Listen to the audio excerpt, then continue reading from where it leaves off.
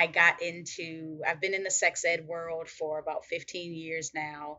It's something that I stumbled into just because I was an over sexualized kid who happened to have big boobs, and people assumed that I knew a lot about sex, or that I was having sex, or that I Mm, was sexually available just because I looked like I was in their eyes.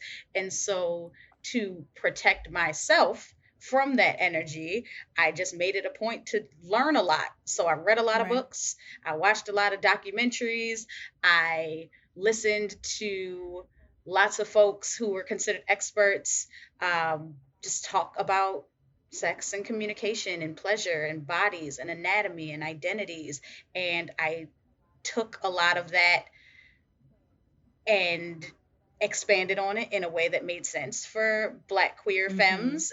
But it was a lot of work. It was a lot of labor. Yeah. And it took a lot of me going back and unlearning the things that I had learned, right? Because I come from a family who has like a medical background. And so I learned like the what I learned about like sex and sex education was had to do with mechanics and bodies and like using the anatomically correct word, and less about like consent and pleasure and like what does it mean to like identify good and bad touch. And it took me a long time to learn that, and took me a longer time to figure out how to say that to seventh graders or Yeah. to 16-year-olds or to girls who were incarcerated.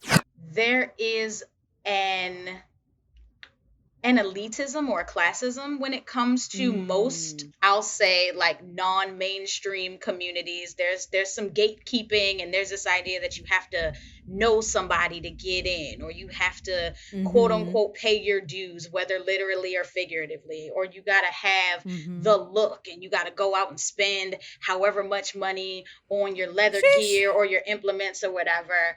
And that type of gatekeeping is upsetting to me and my homegirls. So we decided to create our own space where who we are and our curiosities